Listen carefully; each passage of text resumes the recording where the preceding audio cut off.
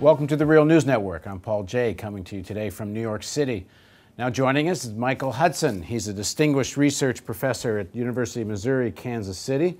He's also the author of many books, including Super Imperialism, The Economic Strategy of American Empire, and Trade, Development, and Foreign Debt, A History of Theories of Polarization versus Convergence in the World Economy.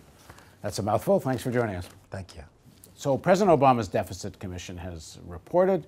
The press, the media, most of the political punditry all seem far more worried about government debt than depression. Why? Because they're essentially appointed by the banking interest. When the government runs into debt, it has to borrow from the banks. They want to scale down government debt in order to scale down government taxes. So it's part of a 1-2 punch against the economy, basically. To the Deficit Commission, a depression is the solution to the problem, not a problem. That's what they're trying to bring about, because you need a depression if you're going to lower wages by 20%. And why do they want to do that? Because they have the illusion that if you pay labor less, somehow you're going to make the economy more competitive and the economy can earn its way out of debts, meaning their employers, the banks and the companies, can make more profits and pay more bonuses and stock options, and somehow their constituency, Wall Street and the corporate economy, will become richer if they can only impoverish the economy. So essentially you can think of it as between a parasite and the host economy. A smart parasite in nature actually is in a symbiosis with the host and tries to steer it to new food. It wants the host to find new food, doesn't want it to get bigger. The parasite wants itself to get bigger.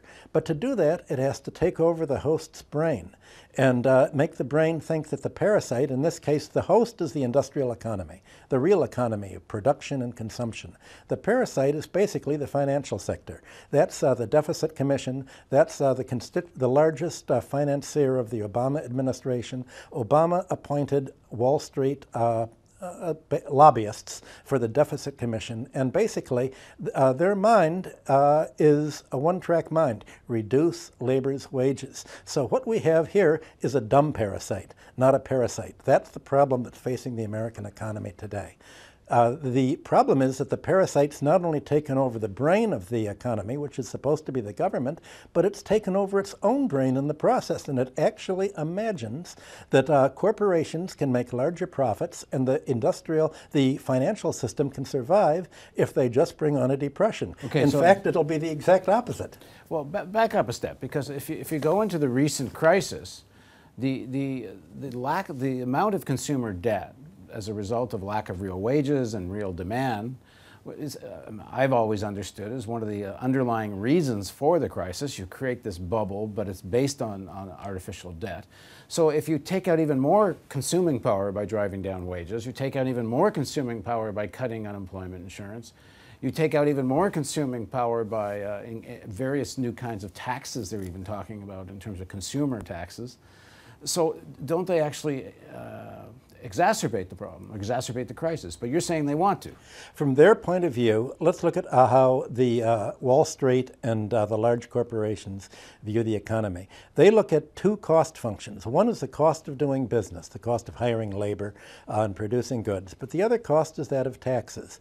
The object is to reduce their taxes by shifting the tax burden off finance, off industry, on to labor. And the function of the Deficit Commission is to change the tax system, to get rid of the taxes that fall on capital and to make the taxes fall only on labor. That's going to at least free them from the government so that they can use all of the government's credit creating power to bail themselves out. So the second thing they want to do after cutting taxes is to cut social spending so that as much of the government spending power as possible is available to bail out the inevitable collapse when it comes financially and to give subsidies to companies. So the idea is basically to reverse the progressive era's whole economic philosophy and this involves impoverishing the economy in the process, but you have a mindset very much like you had in England for centuries that somehow thinks if you can only hurt labor, you'll be helping capital. That's why England lost its industrial position. It's a wrong mindset. It doesn't work, but that's how they feel because that's their mentality. Well, in terms of their mentality, is it simply après moi le déluge, like we'll make some short-term dough and we'll worry about the long-term later? Or do they actually believe somehow this creates something long-term? The financial sector has always lived in the long term. Already a century ago, you had financial books decrying the fact that banks and large lenders were hit and run. They would try to put investors into stocks and then they'd leave them there and take what they could. Right now, they realize that the game is over.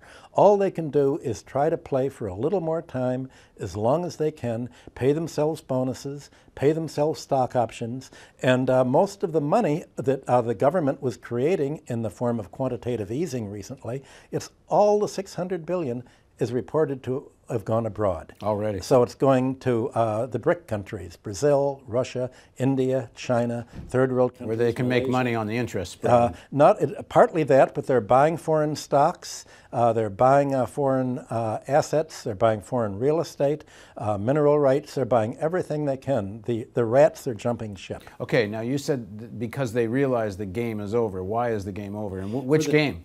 For the time being, the ability to pay debts. They realize that a debt that can't be paid won't be. The economy is so deeply in debt, 1/3 of American real estate has mortgages in excess of its market price.